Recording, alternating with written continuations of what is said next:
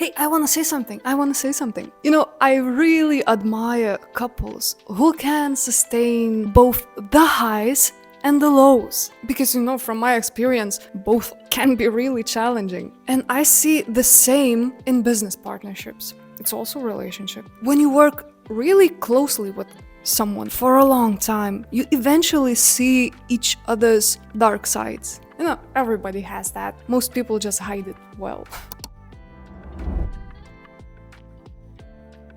If somebody looks too good, too kind, too nice, I get a bit suspicious actually. Because, you know, if the mask is that perfect, the shadow underneath is probably extra nasty. And now, after doing all these YouTubes and exposing myself on other platforms, I've come to believe that the real freedom starts with exposure. Just hear me out. You can't really free yourself if you are constantly hiding, like I did. Eventually, you've got to let people see you as you are. The whole messy, insecure you.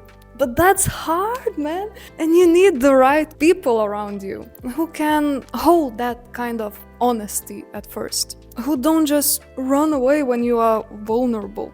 And yeah, not everybody can do that. Some people are just not built for it. And they'd rather quit relationships when it finally gets hard. Then yeah, I used to be one of them. Leaving was always easier than staying. But then I realized, hold on a minute. Wherever I go, I take myself with me. So what's the point changing the outside if the same patterns just follow? And what happened to me is that at some point I had to just shut up, sit with my insecurities and face them. And the most meaningful change doesn't happen from switching partners, jobs, cities. It happens from the inside out. You know, I've been in a relationship with my husband for, I don't know, like 11 years now. Yeah. And something interesting happens every time you stay. What I noticed that relationship get stronger after every conflict if you stay conscious through it, which I had to learn. And it's incredibly uncomfortable. I'm not gonna lie. You start to see yourself like a third person in a TV show. Just sit there and watch your reactions, your defensiveness, your ego. You stop trying to win the argument and just start observing who you are inside it. Yeah, baby, that's where growth lives. We humans, I noticed that we'd rather be right than happy. Righteousness, eh? Yeah. I used to have this all my life. But I remember this point when a few years ago I decided I'd rather be lucky than right. And oh boy, did it change everything. So I've been married. I've been with this person for 11 years now. Yeah. To the same person. I know, shocker, right? And it's really rare these days because everybody is looking for something perfect rather than looking at themselves. But I tell you what, perfection, it just doesn't exist. What exists is awareness and just sorting yourself out first. And when you do that, the external reality, it simply adjusts. You attract different energy. You start to create different dynamics, even in the same relationships. I know what relationship I want, and I consciously talk about it. I think about it.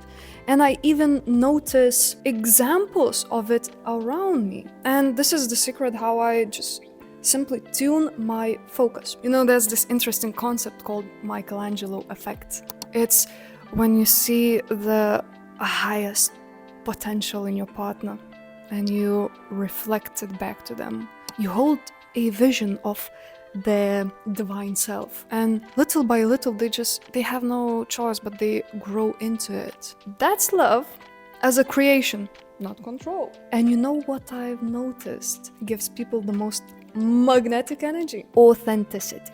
Everybody talks about it these days, at least in my circle. When you are truly yourself, raw, unfiltered, and not performing, although I love performing, your energy field, it just expands. People, they can feel it, and that's the real charm. I'm still learning it, especially in front of camera, but I notice I already feel freer being me. Really, the more I do it, the more my relationships shift naturally. So now, instead of trying to manage and fix other people, which is impossible, I just do me unapologetically. Unapologetically. And I just let my energy feel to sort out who's meant to stay and who's out. So yeah, relationships aren't about some perfection or constant ideal harmony. They're rather about honesty and growth together, and this courage to stay open through all of it. So my advice is to go expose yourself, love your shadow, and trust the process. Because change, real change, it starts from within, and you don't really have a choice. And with this terrible message, good luck.